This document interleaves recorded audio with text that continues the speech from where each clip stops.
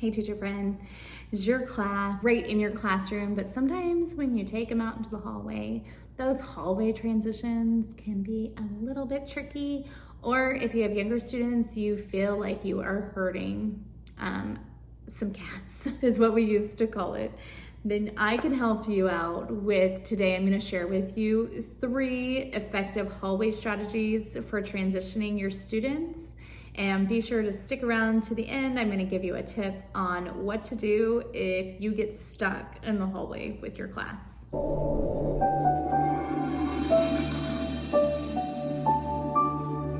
All right, my first strategy is to use chants and songs to get your students ready for the hallway. So I'm going to actually share with you one of my favorites. I'm going to read it. My hands are hanging by my side. I'm standing straight and tall. My eyes are looking straight ahead. I'm ready for the hall. So there are tons of these out there, and basically go through, find your favorite one, and then I would always forget which one was my favorite. So my advice to you is to print it out and hang it up right by the door. So after you've lined up, everybody reads the song or chant and you get ready for the hallway. And this kind of actually leads into my other tip, which is actually a variety of tips. And that is that you need to set expectations for your students before you can just expect them to do the right thing. And so you'll want to talk about, what does good hallway behavior look like? What does it sound like? And then you will need to practice. Of course, you're going to want to do this in the beginning of the school year, but you might find a time period where you didn't practice, or you forgot to set these expectations, or you did and your kids have clearly forgotten everything that you've taught them. You'll want to stop and you can just say, either, hey guys, I forgot to teach this, or I've noticed this and I think that we need to relearn it or re-practice, and that's okay too. I would line my students up. Personally, I like to line students up in number order. I think that it helps eliminate a lot of problems right off the bat. My other tip would be that if you have the space to do like something on the floor, it can even be a piece of tape, and that will help students to not be smashed up against each other. I am sure that you've seen, you ask your class to line up and they're like on top of each other. And so that helps them to evenly space themselves. You can probably tell I've taught a lot of younger grades. And then my last little thing in this same tip is to have checkpoints. And so that just means it's a place that we stop, and we stop every single time. And the thing is that there's one of you and there's probably like around 20 of them. And it's really hard to see at the front and at the beginning, and to tell your line leader, stop. Or if you're like at the back trying to help the last person come. And so basically we have like these assigned spots where we're gonna stop every time. And the thing is that you just make sure that you stop there every single time, and that you teach the line leader that this is where we stop. Most commonly they're like at corners.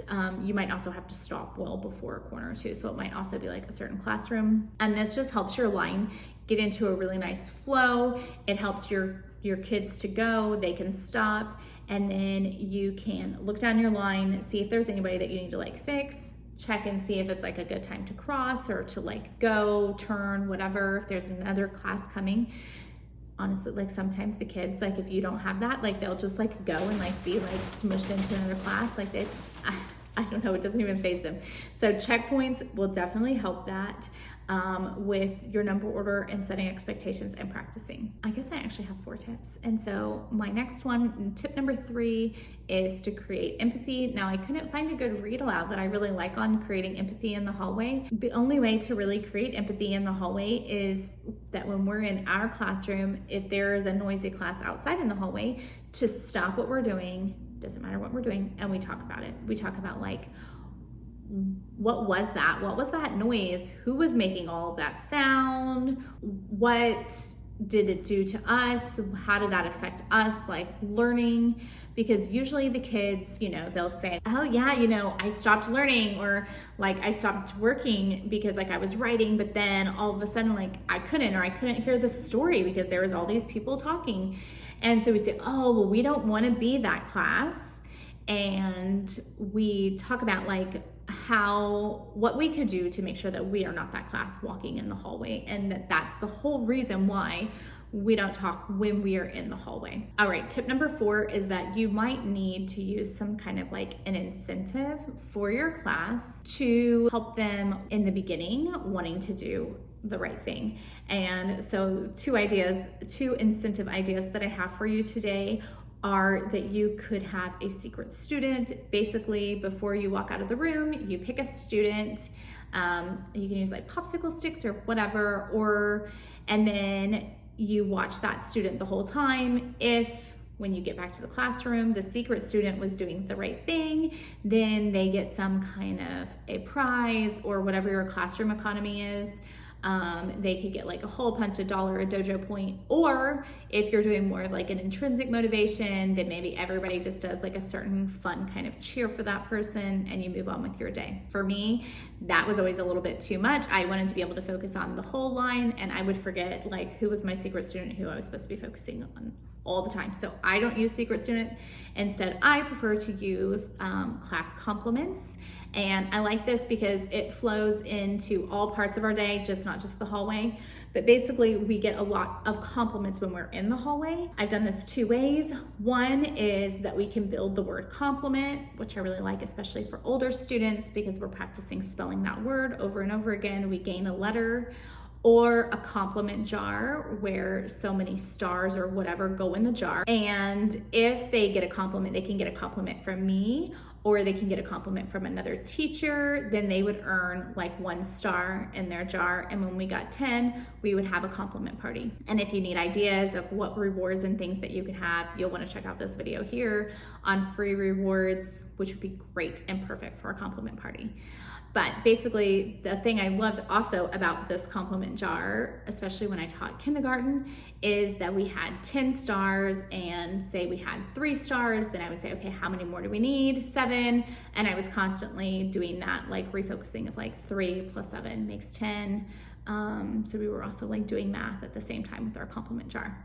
And then another trick is that you can pick certain people in the building, like especially we always picked our principal. If you got a compliment from them, then that was like super special and you got 2 stars in the jar. Promised you a little section on some fun games to play if you get stuck. There's all kinds of reasons that you could get stuck in the hallway and your class can only make it so long. So I have 3 fun game ideas for you. And so the first one is it's like a quiet game. Basically, you tell your kids how you want them to stand or sit, and you pick one student, and then they pick a student that's doing the best job, and so on and so forth, and it just kind of keeps like going. Another version of that game is quiet statues. Now this one's like a little bit more silly. You tell them what kind of statue you want them to be, like you could do like a monkey or a swan, a bear, and you pick the best, quietest statue, and then whoever's picked